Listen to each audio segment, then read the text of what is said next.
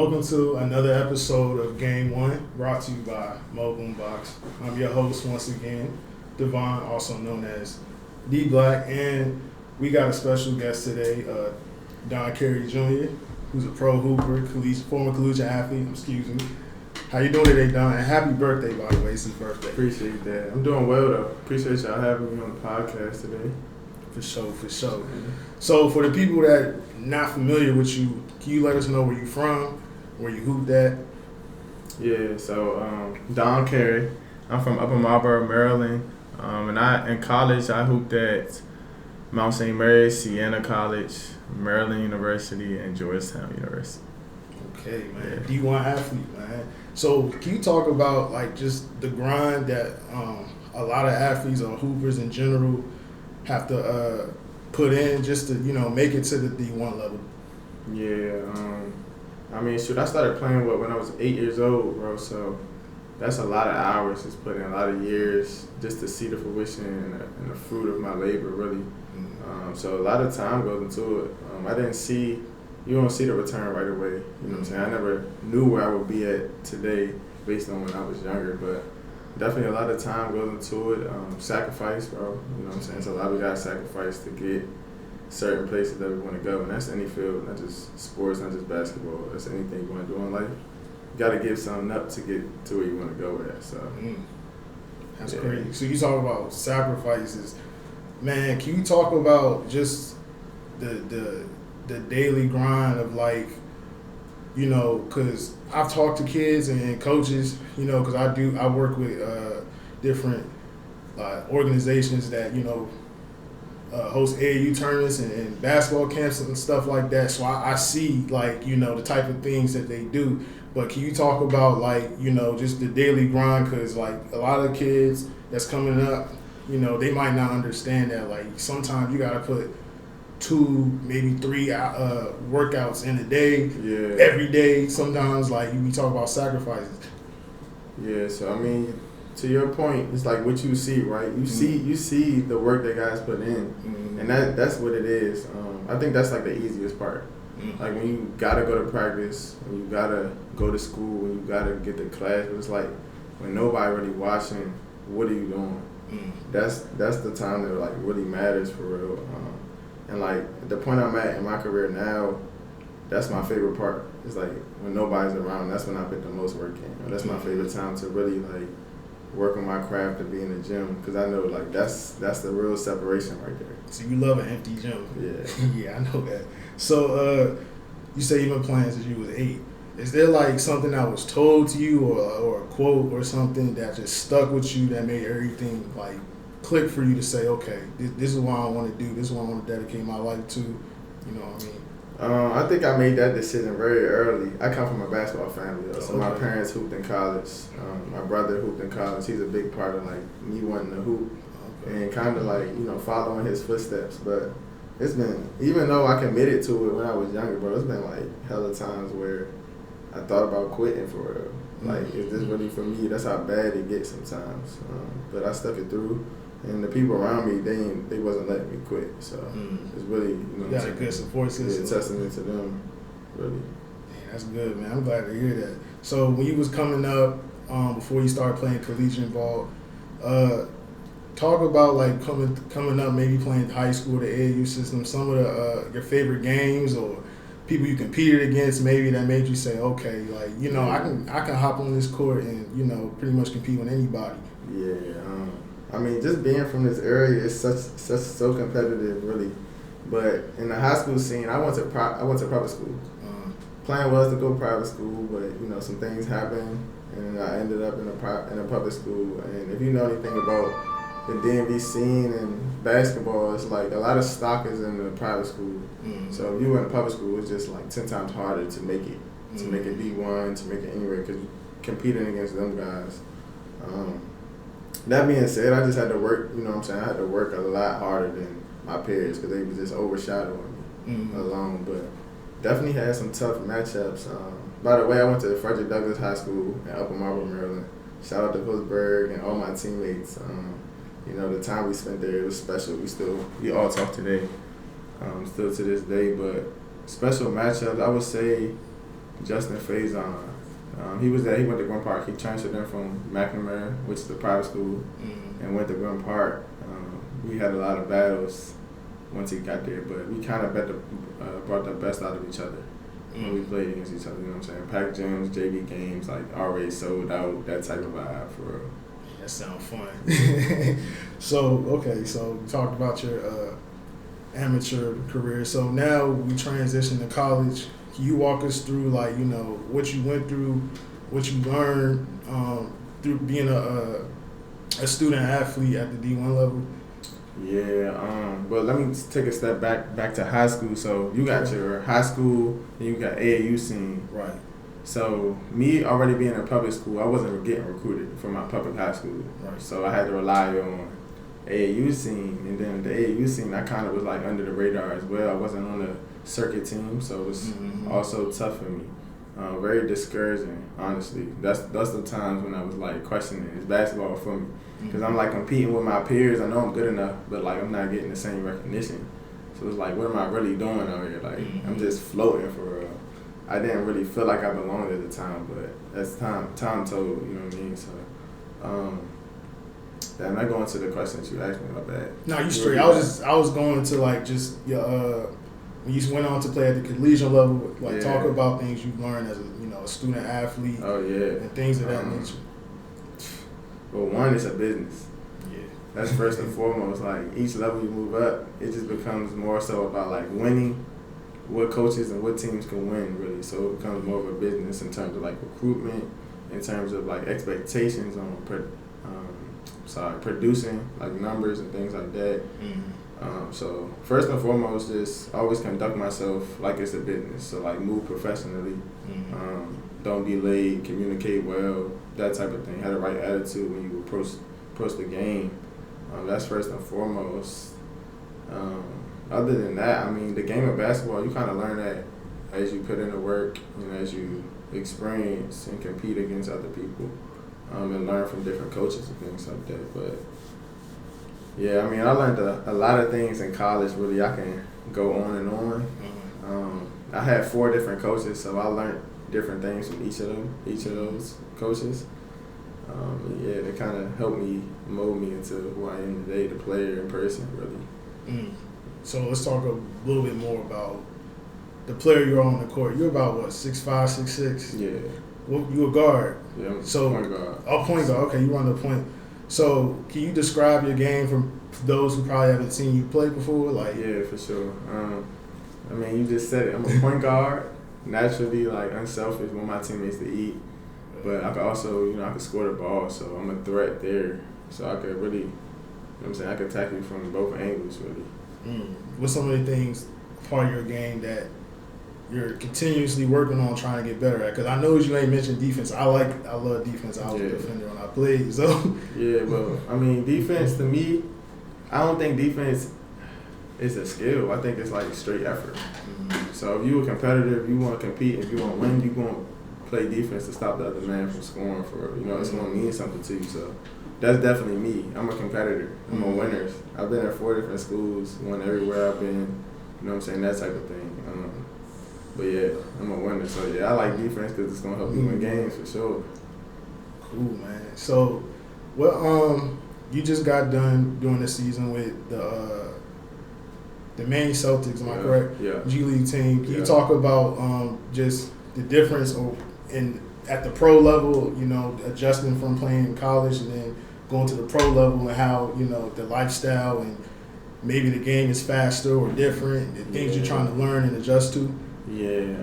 I mean, each level you kind of play on, it's different. It's a different game.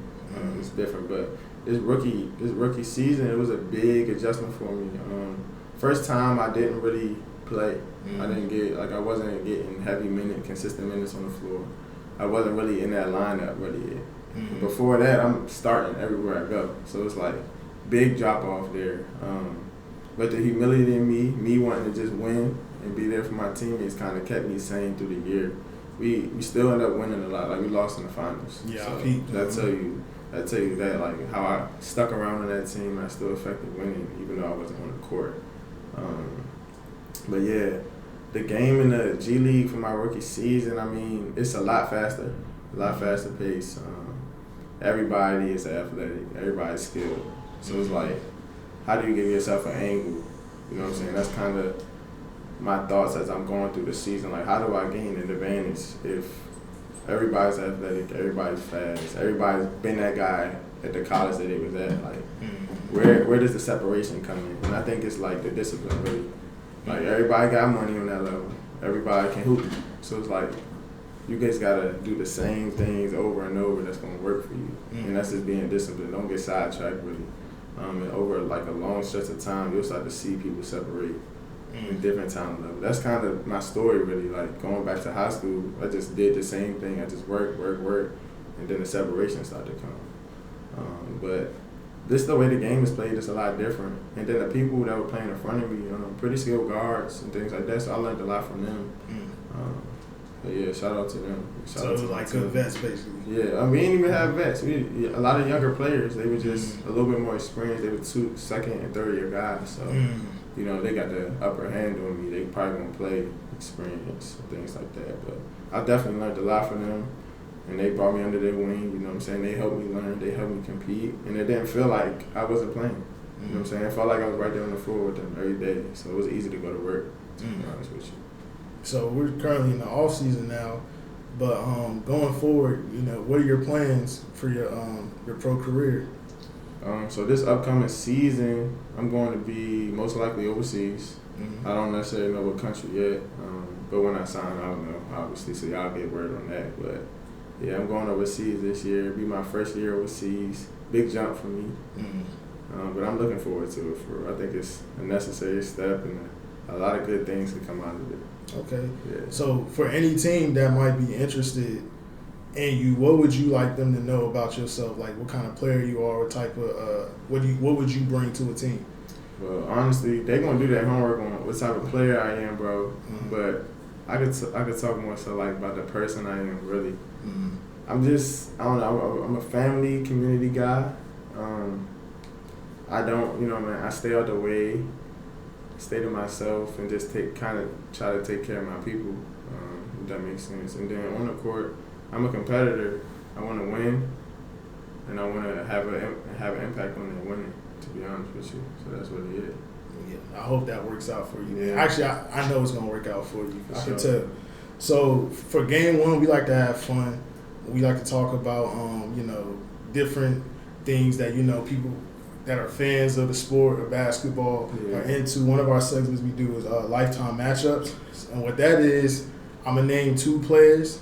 If they were to play one-on-one, and you would say, or you would tell me who you think would win and why. All right. Sounds good? All right, so right now I'm going to give you Dwayne Wade or James Harden. I'm taking Dwayne Wade. My God. He's more of a 3-level scorer. He got more of a bag on each level. Harden was a perimeter scorer. That's for sure. That makes sense. My guy. So okay, I like that. Anybody that knows me know I love that answer. The next one, let's do John Morant or Derrick Rose. Taking D Rose. Okay. Why you take D Rose? That was my favorite player for real. And he was playing that was my favorite player. It's tough. I mean, they the same player, to be honest. Yeah. If Ja might have a little bit more size, but I gotta take D Rose though. Yeah, I'm with you on that. I think D Rose. I don't know. It is tough because nobody can stay in front of either one of them. But you can't go wrong with either answer. Okay, I'm gonna ask you two more, and we're gonna move on to another segment. Let's do women's. You follow women's basketball? Yeah. Okay. Maya Moore or Maya Moore or Diana Taurasi? That's a good one. I'm gonna go Maya Moore. Hey man, you gave all the right answers. I'm gonna go Maya Moore. Okay. I like that. I think because Maya Moore is a winner. You talk about you love winners, so that's Diana Ross. Diana Ross is a winner too. Yeah, Mine more was different when she was playing. Okay, so the last one, we're going a little old school. Penny Hardaway. My man, Penny. That's my favorite. That's one of my all-time favorites, Penny. I'm glad you said Did you know that. that was his favorites, or you just made it? I was just thinking of like just good players. Who you messing him up with though? I was gonna say Penny Hardaway or Kobe Bryant. That's, Young Kobe. I know. Yeah, we gonna say young Kobe. Like I gotta go Kobe. Like no favoritism, because like the same as the way like Kobe he can back you down, he can play out perimeter, he can post you up. Like But Hardaway, he's gonna be on that perimeter, he's gonna shake and bait. That's what I'm saying. That's why I say young Kobe, because if you take like that 35 point per game Kobe, I feel like it's but if you take like that 99, 2000 Kobe, maybe it'll be more interesting. But either way, I feel the Kobe answer though. All right, so that was lifetime matchups. We do another segment called Buzzer Beater Topics. And what that is, I'm going to give you a topic, and you got to just give your thoughts on that topic. You're going to have a minute. I'm going to put my timer on, and you got to beat this timer before it go off, basically beat the buzzer beater. So let's see if you can do it. All right, so what's our hot topic right now? Did you watch the Olympics? Yeah. Go ahead. Yeah, I mean, you just saw the highlights. You probably already know. Yeah. Can this 2024 Olympic team beat the 92 Dream Team? Oh, I didn't know that was yeah, I think so. Why? I don't know. I'm just gonna go with new school for I can't even break it down to you too much. No, I feel that. Yeah, damn. I don't know why. I ain't gonna hold you. That's fine. You beat it anyway. That's your answer. I'll say this though. I think they're gonna have a problem with Steph because they ain't never seen nobody that could come down as soon as they pass half court. They a problem, you know. So Yeah. I'll give you that. All right.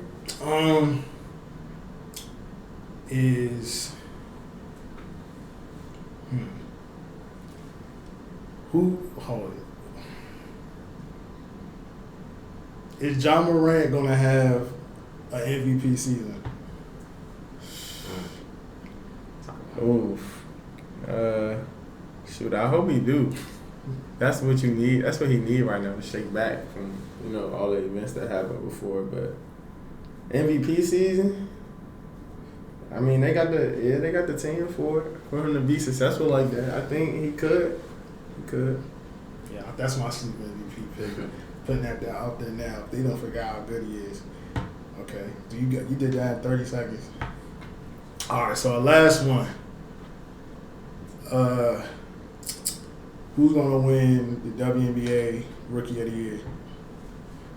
Oh, you gotta give it to Reese. Reese? Okay, Yeah. Angel Reese. Okay. You gotta give it. Like, she's been the most consistent. Yeah. She's been the most consistent, like, immediately.